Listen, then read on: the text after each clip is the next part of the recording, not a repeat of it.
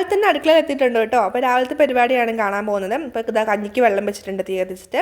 പിന്നെ മൈദ എടുത്ത് നമുക്ക് എത്ര ദോശ വേണം അത്രയ്ക്ക് അളവിൽ മൈദ എടുത്തിട്ട് പിന്നെ ഇതാ ഒരു മുട്ട പൊട്ടിച്ചൊഴിക്കുക. പിന്നെ ഇച്ചിരി ഉപ്പ് പോയിട്ടിട്ട് കലക്കണം, നല്ലോണം കലക്കി മിക്സ് ആക്കി എടുക്കണം. അങ്ങനെ നോക്കുമ്പോൾ മുറ്റത്തൊരു ഒച്ചയായിട്ട് ചെന്ന് നോക്കുമ്പോൾ അച്ഛനും മോനും കൂടെ പാള വലിക്കുന്നു. രാവിലെ പറമ്പിൽ പോയിട്ട് പാള എടുത്തുകൊണ്ട് വന്ന് ചെത്തി വൃത്തിയാക്കിയിട്ട് രണ്ടുപേരും കൂടെ വലിയാണ്. അപ്പോൾ ഇത് കുട്ടിന് ഇതൊക്കെ ആദ്യമായിട്ട് കാണുന്നുണ്ട്. അവർ ഭയങ്കര ഇഷ്ടമാണ് കേട്ടോ, ഭയങ്കര സന്തോഷമായി.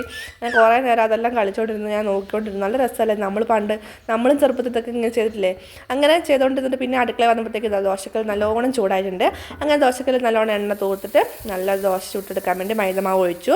പിന്നെ മൈദ മറിച്ചിട്ട് ദോശ മറിച്ചിടുമ്പോഴും അതിൽ ഇച്ചിരി എണ്ണ തൂവിട്ട് മറിച്ചിടുമ്പോൾ നല്ല ദോശ കിട്ടും. നല്ല ടേസ്റ്റാണ് കേട്ടോ, ഒന്ന് ട്രൈ ചെയ്ത് നോക്കുക എല്ലാവരും.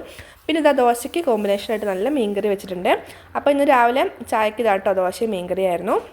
പിന്നെ അതിൻ്റെ ഇടയ്ക്ക് ചോറും കറിയും പിന്നെ ബീട്രൂട്ട് തോരനൊക്കെ ഉണ്ടാക്കി, അതൊന്നും എടുക്കാൻ പറ്റില്ല വീഡിയോ. അങ്ങനെ തിരക്കിട്ട പരിപാടി അങ്ങനെ അവസാനിച്ചു. അപ്പം ടാറ്റാ ബൈ.